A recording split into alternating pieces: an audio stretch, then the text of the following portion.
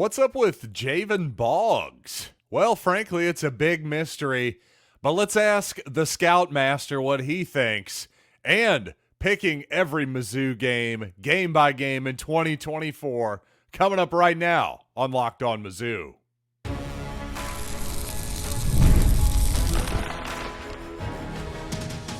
You are Locked On Mizzou, your daily podcast on the Missouri Tigers. Part of the Locked On Podcast Network, your team every day. Hey, all you true sons and daughters, I'm John Miller, your Mizzou mafioso and the central scrutinizer of Missouri Tigers football and basketball. On today's program, going to talk to Brian Smith, our head scout at the Locked On Podcast Network. Going to ask him about Javin Boggs. And going to ask him for the national perspective, going to ask him to pick every game on the Missouri schedule. A fun conversation coming up with Brian. But you know what? Before I start the show, I want to remind you today's episode is brought to you by Gametime. Download the Gametime app, create an account, and use code LOCKEDONCollege for $20 off your first ticket purchase. Terms apply. And without further ado, here's me and Brian. All right, ladies and gentlemen, joining me once again, the Scoutmaster, our guru of scouting here at the Locked On Podcast Network. All you everydayers know him well. It is Brian Smith, and anytime I have Brian on the show, I always like to remind you that these days, every new potential hire can feel like a high-stakes wager for your small business. That's why LinkedIn Jobs helps find the right people for your team faster and for free. Post your job for free at linkedin.com/lockedoncollege. Terms apply. And Brian, one of the reasons, probably the biggest reason I have you on the show here today, I want to talk about Jayvan Boggs, a former now Missouri commitment, decommitted from the Tigers, decommitted from Ohio State, decommitted from Missouri, now is committed to UCF, which is close to his stomping grounds there in Cocoa, Florida. But what did you make of that? Surprising. I know he lives right down the road from UCF, but he could have picked them long ago. I'm not sure what happened. Maybe something with his family.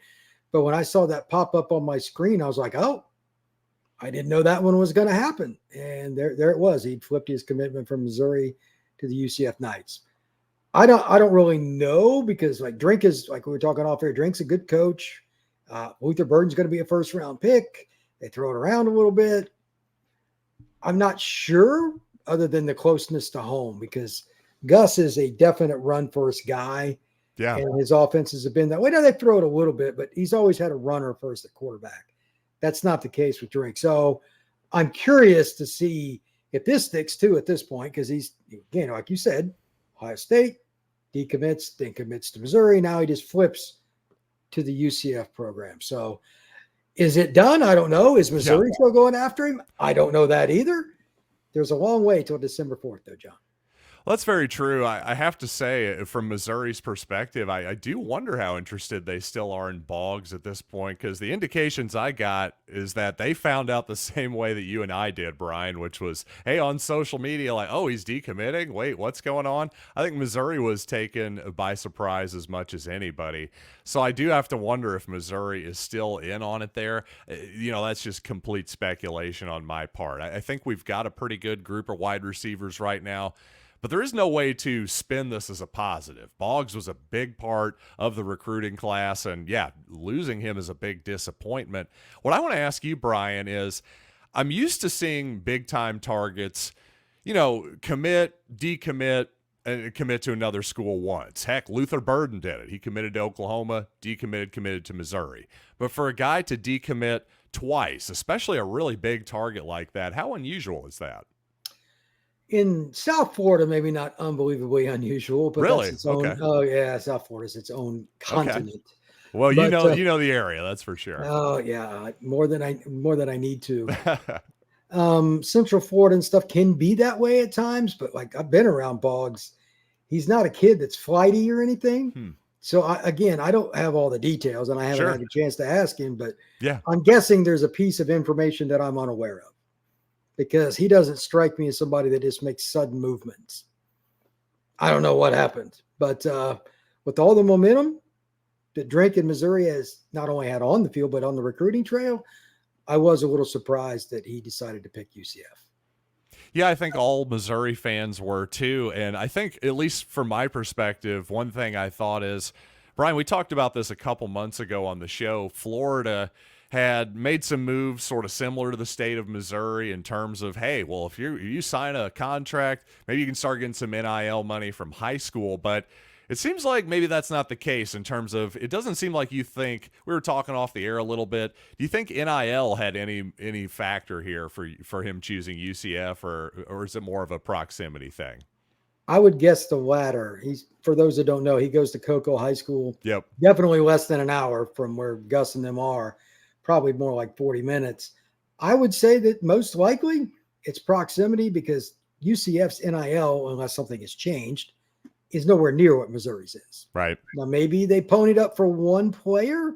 It's not out of the question. It's happened at other institutions. Sure. But that's not what I've been told about their program, generically speaking. So you got me. If it's not proximity, I'm not sure what it would be. So a bit of a mystery there, even to the great Brian Smith. So you know what, Brian? Let's move on to another topic here for a little bit. I thought it'd just be fun to kind of play a little quick game here. Let's just go through the Missouri schedule. I've done my predictions already for the Tigers in 2024, but I thought it'd be fun to get the Locked On Knowles guy, the scout master, get the national perspective here. Let's just go real quickly here. Just give me win and loss right off the top of your head. Murray State. Win. Buffalo. They better win. Okay, I figured you'd say Dubs there. But okay, now here's a real game. Boston College. Let's not forget here, Missouri did lose to Boston College in 2021. Sadly, I was there at that game. What do you think?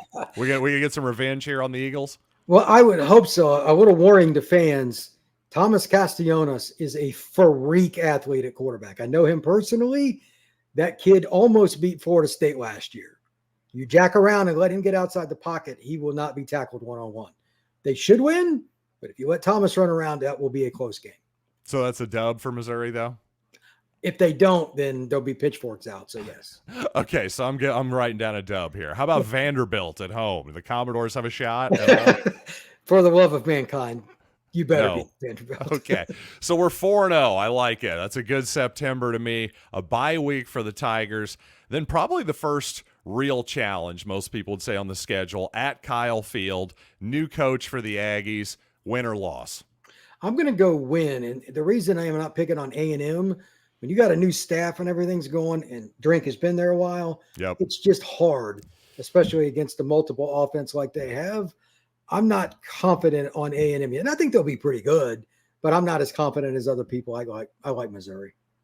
I'm with you, and I actually am a Mike Elko believer. I think he's a good coach. The problem is, of course, like you say, for this year, it's the first year. The only thing I would question in the future for Mike Elko, man, Texas A&M is just one of those places, kind of like Auburn a little bit, that almost has a little bit of inflated expectations every single year, where it's just kind of a weird administration. So I don't know. If Mike Elko can't make it work there, I'd be a little worried if I were a Texas A&M fan. But regardless, hey, we got Missouri 5-0 so far here, traveling in a weird game, the UMass Minutemen. Speaking of traveling to the great state of Massachusetts, surely we're going to win that game, right?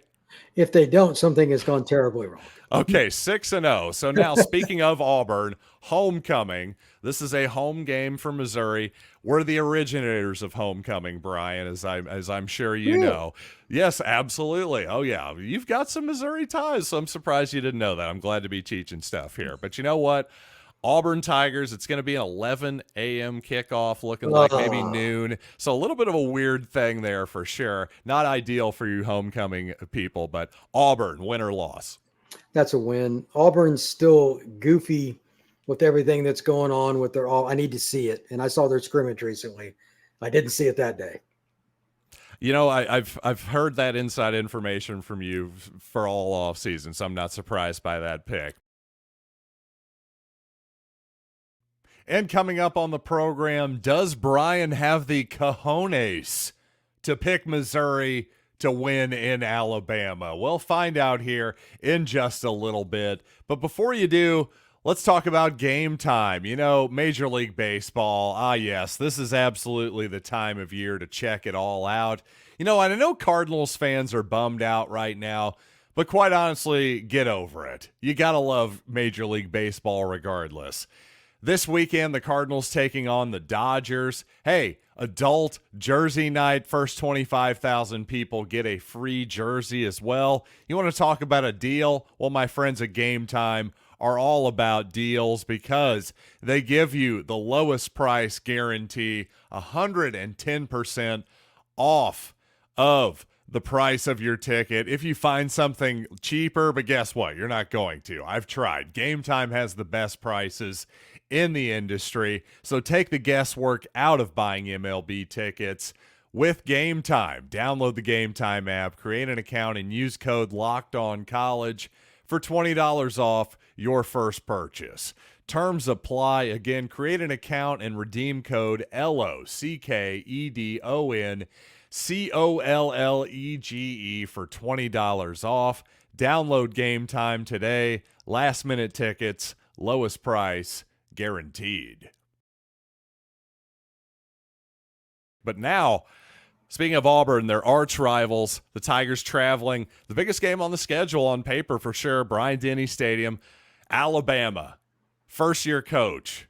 No Nick Saban. Tigers win or loss? I think that'll be their first loss in like a very close game. I would love to see Missouri win this game. I'm not an Alabama guy, but that's a tough place to play, man. Oh, yeah. Yeah, it's hard to mark that one down as a dub. I don't blame you there. Well, fortunately, the Tigers have another bye week here. Hey, NFL teams get one bye week. College teams get two. You got to love it. But so the Tigers are going to play an old friend or rival, perhaps, the Oklahoma Sooners at Faurot Field. Win or loss for the Tigers? I like the Tigers. I think Oklahoma may be pretty good, but they got a sophomore quarterback, although talented player. I don't think their roster is what it was last year. I think they're a year away at Oklahoma. Give me Missouri in a close game. Do you think Brent Venables is the guy long-term there at Oklahoma? He fits. I don't know if he'll figure it out offensively. Defense, I have plenty of confidence he'll figure it out. But most defensive coordinators struggle offensively. He did good last year, but that was with the graduate student court. Let's see what he does with the young guy if he really lets him throw it.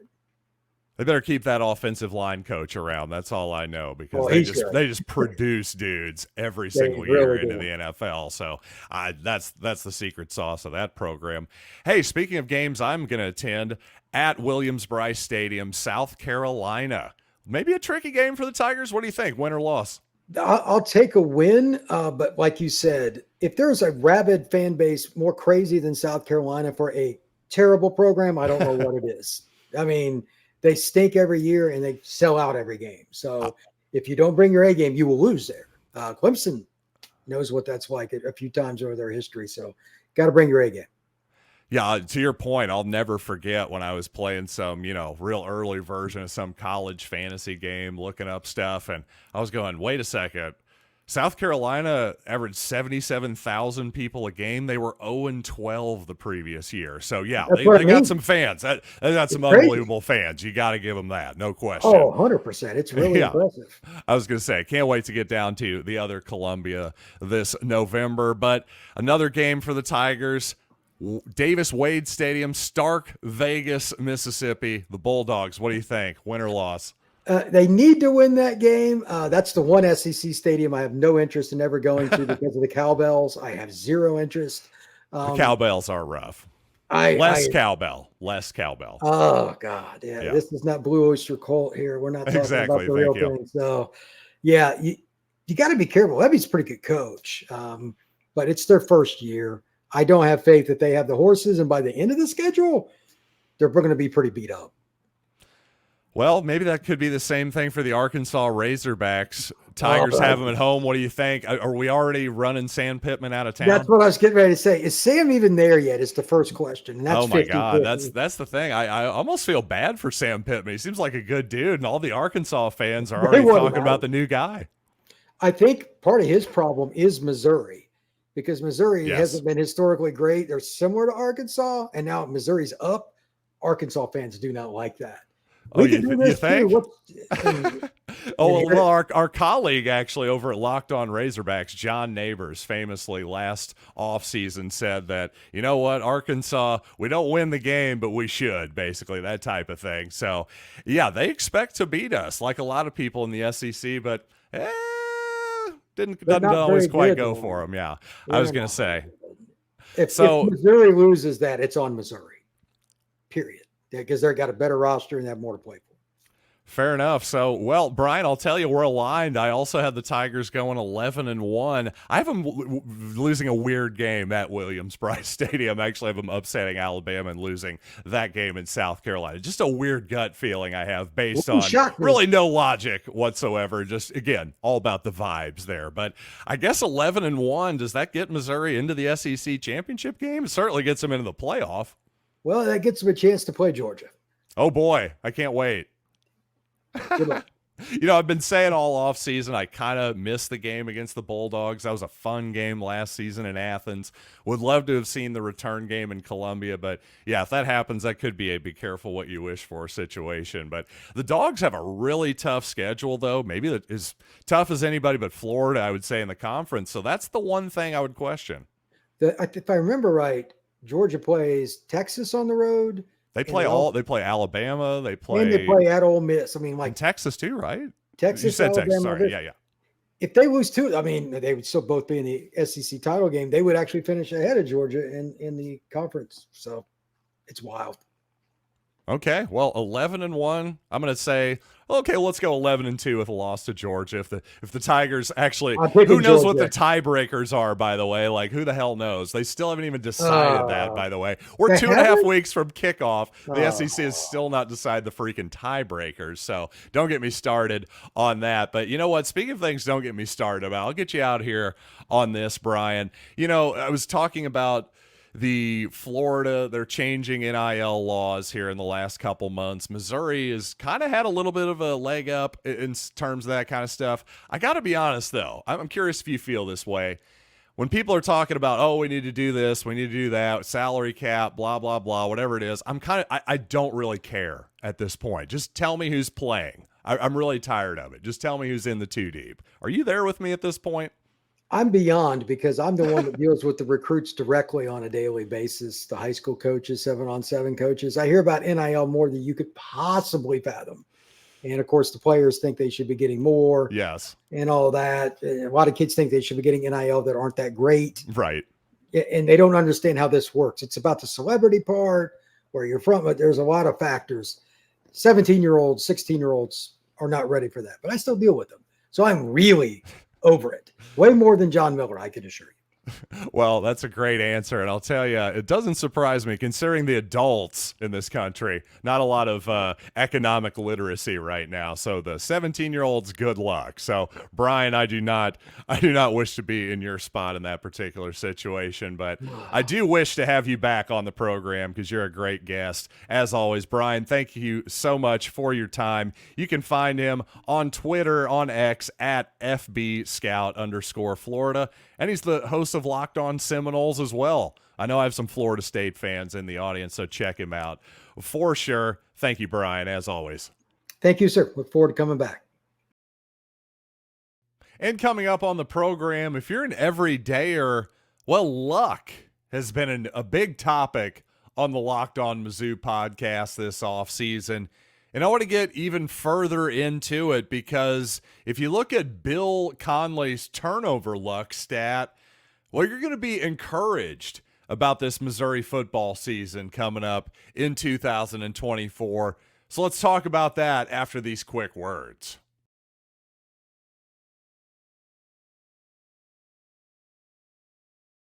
So again, I've been talking a lot about luck on the program lately, mostly trying to make a distinction between actual obvious luck, physical luck, like, oh, the ball bounced off the guy's head and somebody caught it for a touchdown or something like that, versus actual statistical luck, meaning, for example, fumble recoveries. That was something that I pointed out that, hey, you can make a good play individually in a moment, a good hustle play, a smart play by a football player. But in the long run, fumble recovery is not something you can count on. That's just statistically accurate. Well, to my point here, Bill Conley, Bill C., as many of you may know him, he's the founder of Rock M Nation. Well, now he's with ESPN.com, and to me, he's got the best advanced stats out there for college football, the S&P Plus statistics. Well, part of that calculation is something he calls turnover luck. And I think really Bill can explain it probably better than I can. He says in one of his latest pieces here, quote, "The bounce of the pointy ball determines a healthy amount of what we might consider overachievement or underachievement in a given year. While you can impact your own turnover margin to some degree with how well you teach ball security and ball pursuit, how aggressively you go after the opponent's quarterback, how aggressive your own offense is, etc., there's still a massive amount of fortune involved. And in every given season, some teams are far luckier than others. Based on national averages for fumble recoveries, defenses have recovered about 52% of fumbles over the past few seasons. And passes defended, there's typically about one interception for every 4 pass breakups.